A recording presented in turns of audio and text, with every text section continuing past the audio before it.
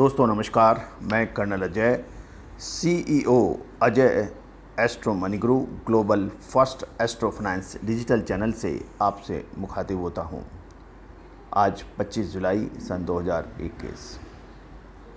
दोस्तों, आज के इस विशेष एपिसोड में हम चर्चा करेंगे एनपीएसटी के आईपीओ के बारे में।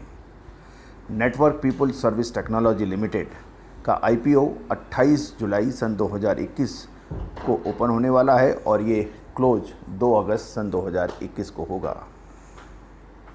Network people service technology limited में निवेश करना उचित होगा या नहीं, इसी पर आज हम चर्चा करने वाले हैं। ये आईपीओ 13 करोड़ 70 लाख का इशू है और प्राइस बैंड इस आईपीओ का 76 रुपये से 80 रुपये के मध्य में है और लॉट साइज 1600 स्टॉक्स का है या शेयर्स का है।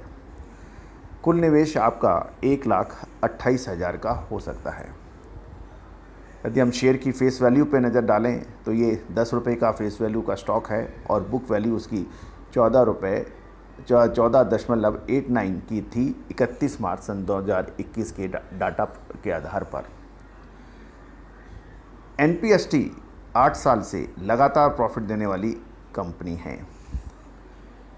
185 engineers, project managers, system administrators, system architects की एक ज़बरदस्त टेक्नोक्रेट्स की टीम के साथ काम करने वाली ये एक कंपनी मानी जा रही है। कंपनी के क्लाइंट्स में सरकारी क्षेत्र के बड़े bank, Canara bank, syndicate bank के साथ साथ केरला ग्रामीण बैंक, कर्नाटक ग्रामीण बैंक, थाना जनता सहकारी बैंक और आईबीएम इंडिया प्राइवेट लिमिटेड एवं फॉक्स कोऑपरेटिव बैंक जैसे बैंक शामिल हैं।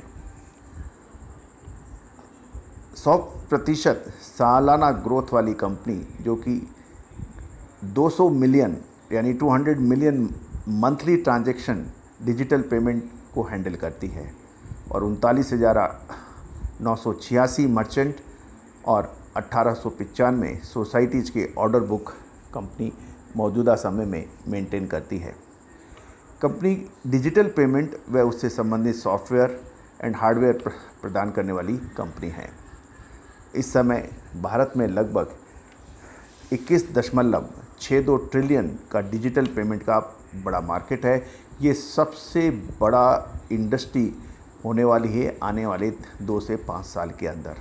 21.62 ट्रिलियन की इंडस्ट्री कोई मामूली इंडस्ट्री नहीं है, ये सबसे बड़ी इंडस्ट्रीज हैं। भारत की जनसंख्या का लगभग 33% जनसंख्या के पास भी आज बैंकिंग पूर्ण तरह से सुलभ नहीं है, यानी नेक्स्ट डोर बैंकिंग सुविधा नहीं है और रिमोट विलेजेस के अंदर तो बैंकिंग सुविधा के लिए काफ़ी दूर तक जाना पड़ता है। लगभग 6.65 मिलियन छोटे व्यापारी भी इस कंपनी की क्लाइंट लिस्ट में शामिल हो सकते हैं। इतना बड़ा बाजार और सुनहरा अवसर डिजिटल पेमेंट की कंपनियों के पास है।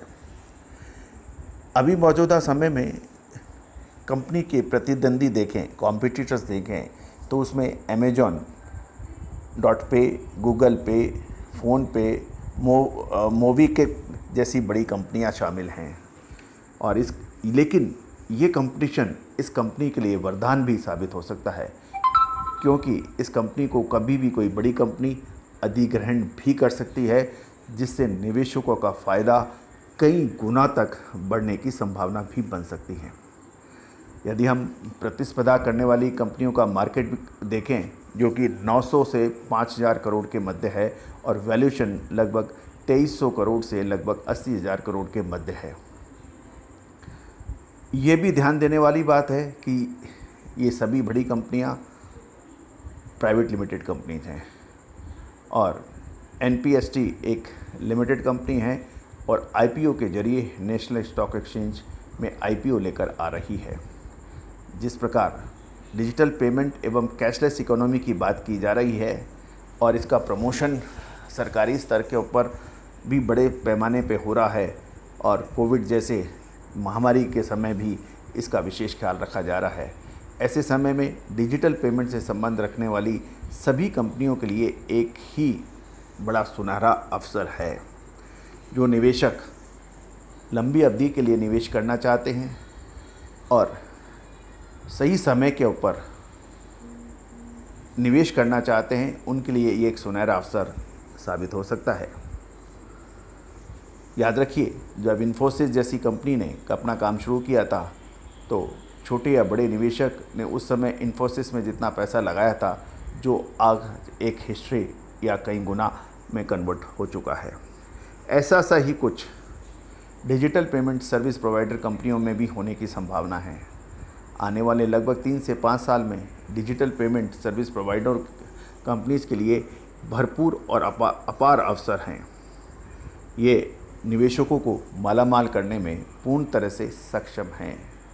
यदि हम कंपनी की बैलेंस शीट का भी अवलोकन करते हैं तो ये एक लगातार तरक्की और प्रॉफिट कर देने वाली कंपनी है, जो लगातार प्रॉफिट में चल रही है। ये था फंडामेंटल एंड टेक्निकल एनालिसिस। अब यदि हम ज्योतिषीय गणनाओं का आकलन करें तो भी कंपनी के बारे में हम चर्चा करेंगे। राहु बुध इस समय बुध ग्रह एवं बुध ग्रह से संबंधित रखने वाली कंपनियों के अंदर सबसे अधिक तेज़ी देखने को मिल सकती है आगे से 3 से 5 साल में। राहु ग्रह से संबंधित रखने वाली कंपनियां भी आने वाले 3 से 5 साल में ज़बरदस्त मुनाफा दिला सकती हैं।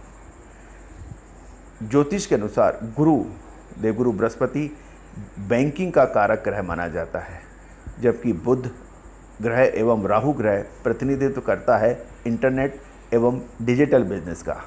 और इस समय ये तीनों ग्रह के अनुसार इससे संबंधित कंपनियां ज़बरदस्त मुनाफा या प्रॉफिट कमा भी रही हैं और आगे भी कमाने की संभावना बन जाएगी। आने वाले 3 से 5 साल फंडामेंटल एनालिसिस एवं फाइनेंशियल एस्ट्रोलॉजी के आधार पर एनपीएसटी कंपनी भारत की पेपल भी साबित हो सकती है भविष्य में।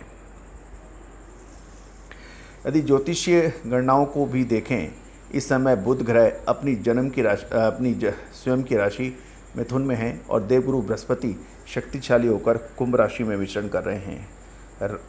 राहु अपनी उच्च राशि वृषभ राशि में विचरण कर रहे हैं।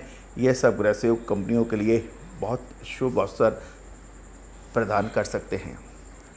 यदि हम कंपनी की जन्म पत्रिका भी देखें तो कंपनी के अंदर शनि एवं राहु की ज़बरदस्त युति बन रही है। सूर्य एवं चंद्रमा की भी ज़बरदस्त युति बन रही है। ये बहुत शुभ और लाभकारी हो सकती है। देवगुरु बृहस्पति दशम भाव में बैठकर कंपनी को उच्चतम स्तर पर ले जाने का प्रयास करेगा। साथ साथ में यदि हम कंपनी के प्रमोटर्स की भी जन्म पत्रिका देखें तो श्रीमती सविता, जो कि प्रमुख प्रमोटर्स में से एक हैं, उनकी जन्म पत्रिका में उच्च का मंगल एवं उच्च राशि की गुरु की पोजीशन ही भी कंपनी को उच्चतम स्तर पर ले जाने में सक्षम है, जो कि स्वयं एक अच्छी टेक्नोक्रेट हैं। अतः कंपनी एवं प्रमोटर्स की जन्म पत्रिका बहुत मजबूत नज़र आ रही है। दोस्तों, फंडामेंटल एनालिसिस के 3 मूल सिद्धांत हैं कि सबसे पहले इकोनॉमी साइकिल या बिजनेस साइकिल, उसके बाद इंडस्ट्री या सेक्टर का भविष्य, और तीसरा होता है उसके प्रमोटर्स का भविष्य। इन तीनों को यदि हम कंबाइन करते हैं तो आपके सामने कंपनी, प्रमोटर और इंडस्ट्री का भविष्य नज़र आने लगता है और इन सभी के अंदर ये मजबूत नज़र आ रही है। आने वाला समय लाभ दिलाने में सहायक सिद्ध हो सकता है और एनपीएसटी आईपीओ में पैसा लगाना लंबी अवधि के लिए एक लाभकारी दाव हो सकता है। इस पब्लिक इशू के lead manager Holani consultant private limited है, जो कि एक प्रोफेशनल वेल क्वालिफाइड फर्म है। इसके अतिरिक्त मर्चेंट बैंक इशू के BOI मर्चेंट बैंक लिमिटेड होंगे। ये सभी जानकारियाँ व विश्लेषण फंडामेंटल एनालिसिस एवं फाइनेंशियल एस्ट्रोलॉजी के माध्यम से किया जा रहा है। निवेशक अपना स्वयं का विवेक और अपने प्रामाणिक वित्तीय सलाहकार से भी निवेश करने से पहले सलाह ले सकते हैं। निवेश करने से पहले शेयर बाज़ार में निवेश करना जोखिम भरा सिद्ध हो सकता है, इसके लिए भी विशेष सावधानी रखनी आवश्यक है। All the very best, good luck, happy trading.